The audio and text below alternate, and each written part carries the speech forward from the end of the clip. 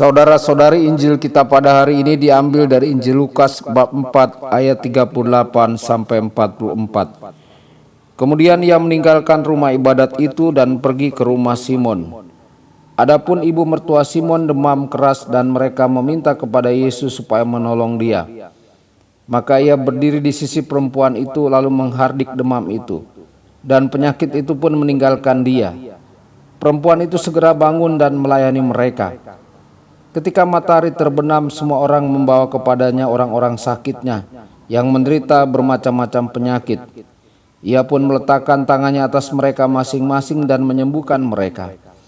Dari banyak orang keluar juga setan-setan sambil berteriak, "Engkau adalah Anak Allah."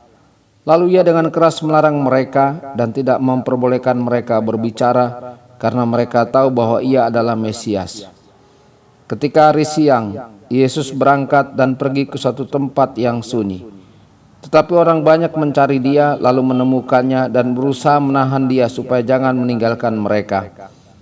Tetapi ia berkata kepada mereka, "Juga di kota-kota lain, aku harus memberitakan Injil Kerajaan Allah, sebab untuk itulah aku diutus."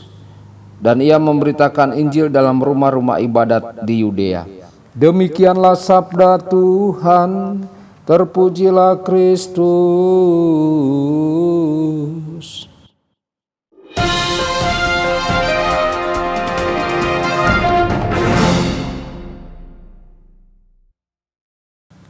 Saudara dan saudari terkasih dimanapun Anda berada, jumpa lagi dengan saya Romo Tedens dalam saluran Warta Kabar Sukacita. Semoga Anda semua dimanapun berada senantiasa dalam keadaan sehat dan bahagia. Saudara-saudari, setelah dibawa ke padang gurun untuk dicobai oleh iblis dan kembali ke Nazaret untuk memproklamasikan misi mesianisnya, pelayanan publik Yesus di Galilea dimulai dengan sungguh-sungguh. Dia mengusir setan, menyembuhkan ibu mertua Simon dari demam, dan menyembuhkan banyak orang sakit yang dibawa kepadanya. Setelah bertahun-tahun menunggu dengan sabar selama kehidupannya yang tersembunyi, tampaknya ada urgensi yang jelas dalam tindakannya. Intensitas misi ini hadir di sepanjang kehidupan publik Tuhan kita Yesus. Ada saat-saat ketika Yesus tidak memiliki waktu untuk makan atau beristirahat, seperti dikutip dalam Injil Markus bab 6 ayat 31.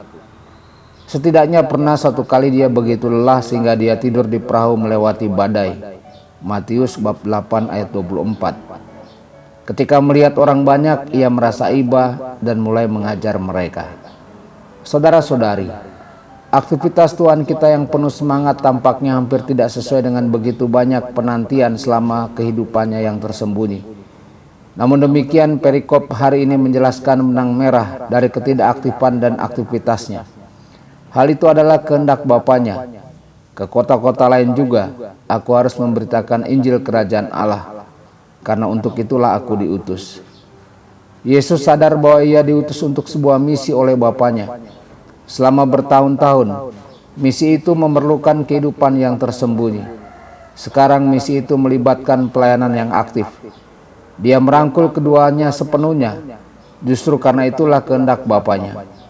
Demikian pula sesaat sebelum sengsaranya, Yesus berkata, "Dunia harus tahu bahwa aku mengasihi Bapa, dan bahwa aku melakukan apa yang diperintahkan Bapa kepadaku."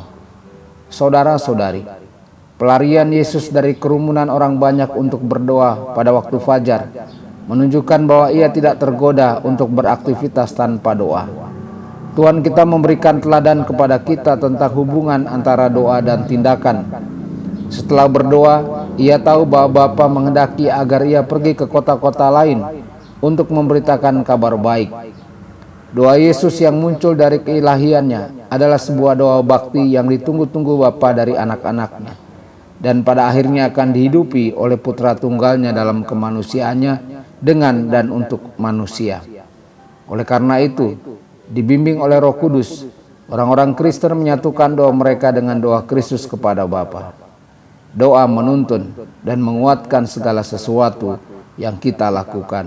Tuhan Yesus memberkati dan menyertai Anda semua. Sabda Allah adalah kebenaran, Sabda Allah adalah kehidupan. Mari kita mencintainya, mari kita menghayatinya. Ya Tuhan yang ku muliakan,